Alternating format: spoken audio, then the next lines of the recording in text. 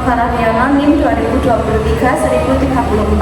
Saya Seramira Saatah NIM 2023-1031. Saya Windy Astia NIM 2023-1029.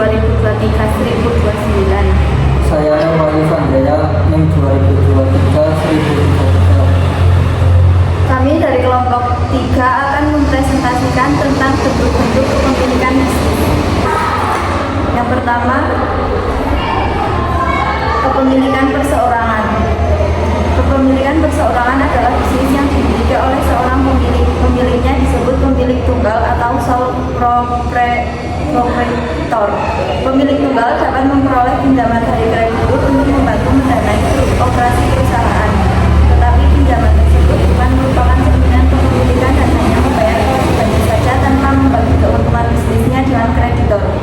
Contohnya, restoran lokal, tukang cukur, jasa binatu, dan toko pakaian lokal.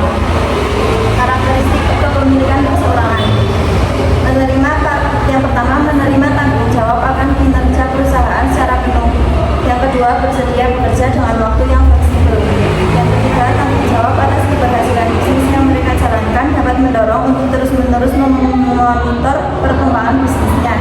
Yang keempat, mampu menunjukkan sikap kepemimpinan yang kuat. Yang kelima, memiliki pengalaman kerja di pasar yang sedang mereka geluti. Keuntungan kepemilikan perseorangan. Yang pertama, seluruh keuntungan akan diterima oleh pemilik tunggal. Yang kedua, organisasi yang mudah atau mudah didirikan. Yang ketiga, pengendalian penuh atau pengelolaan fleksibel dan bebas. Yang keempat, modal usaha kecil. 5, pajak yang lebih rendah. 6, kerahasiaan usaha terjamin. Kerugian kepemilikan perseorangan. Pemilik tunggal menanggung seluruh kerugian, kewajiban yang tidak terbatas, dana yang terbatas, dan keahlian yang terbatas. Persekutuan Partnership adalah bisnis yang memiliki secara bersama oleh 2 atau lebih orang. Para pemilik disebut sekutu, partner. Para pemilik perlu mendaftarkan persekutuan mereka ke negara bagian dan mungkin juga perlu mengajukan izin kerja. Perusahaan ini dibedakan menjadi 2 bentuk, yaitu perkongsian umum dan terbatas. Perkongsian umum adalah jenis usaha bersama di mana setiap kongsinya secara aktif turut menjalankan kegiatan usaha. Perkongsian terbatas adalah usaha milik beberapa orang akan tetapi hanya seorang atau sebagian kongsi saja yang bertindak sebagai generator partner. General partner adalah anggota perkongsian yang menjalankan kegiatan perusahaan dan sepenuhnya bertanggung jawab atas keputusan perusahaan. Anggota lain yang disebut silent partner atau limited liability anggota yang tidak aktif, tidak melakukan kegiatan perusahaan sehari-hari. Keuntungan persekutuan. 1, tambahnya pendanaan. 2, pembagian kerugian. 3, lebih banyak spesialisasi. Dan 4, umur usaha lebih panjang. Kerugian persekutuan. Pembagian pengendalian atau kemungkinan berlakunya perselisihan dan kesalahpahaman. 2, kewajiban yang tidak terbatas. 3, pembagian keuntungan. Perseroan terbatas. Corporation adalah suatu entitas yang tercatat di sebuah negara bagian dan membayarkan pajak serta secara hukum dapat dibedakan dari para pemiliknya. Untuk mendirikan PT, seseorang atau kelompok harus membuat fakta pendirian perseroan terbatas atau dokumen yang digunakan untuk mendirikan usaha dan melaporkan kepada pemerintah negara bagian.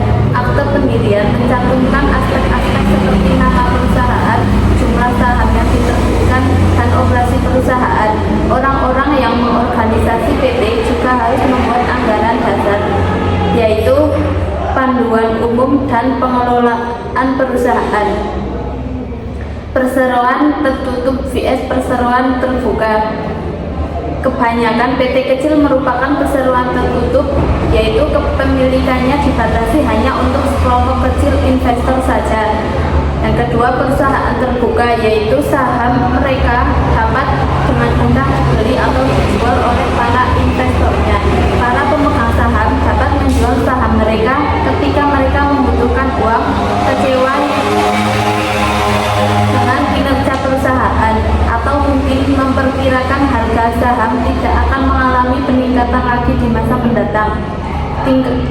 tindakan di mana untuk pertama kalinya perseroan menerbitkan saham Republik disebut masuk bursa.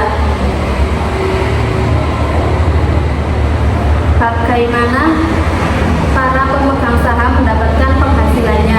Yang pertama, menerima dividen dari perusahaan yang merupakan bagian dari keuntungan perusahaan selama 3 bulan terakhir yang didistribusikan kepada para pemegang saham. Yang kedua, saham yang mereka miliki dapat mengalami peningkatan nilai. Keuntungan PT: 1. Kewajiban terbatas. 2. Saham perusahaan mudah ditunaikan. 3. Akses ke pendanaan. 4. Perpindahan kepemilikan.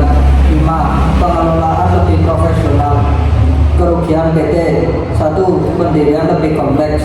2. Biaya organisasi yang tinggi. 3. Pengungkapan keuangan. 4. Masalah perwakilan. 5. Pajak yang tinggi. 6. Sukar merahasiakan kegiatan perusahaan. 7. Dapat mengurangi motivasi bekerja. Beberapa badan usaha lain. Badan usaha milik negara BUMN terbagi 2, yaitu perusahaan yang dimiliki oleh pemerintah pusat, contoh perkebunan, dan perusahaan daerah, contoh perusahaan yang didirikan oleh pemerintah pusat antara lain sebagai berikut. Intinya: Percan, Perum, perusahaan, perseroan terbatas milik negara, koperasi. Perusahaan multinasional adalah suatu perusahaan besar yang biasanya berkembang di salah satu negara maju yang mengembangkan anak perusahaan di berbagai negara lain, contoh Honda, Toyota, Citibank, Sony, dan Philips. Cirinya beroperasi di berbagai negara, pada umumnya dikembangkan sebagai PT, tetapi sahamnya dimiliki oleh perusahaan induk. Saham tidak dijual di pasar lokal. Kebijakan operasi perusahaan diambil oleh perusahaan induk. Terima kasih, sekian presentasi dari kami. Kurang lebihnya mohon maaf.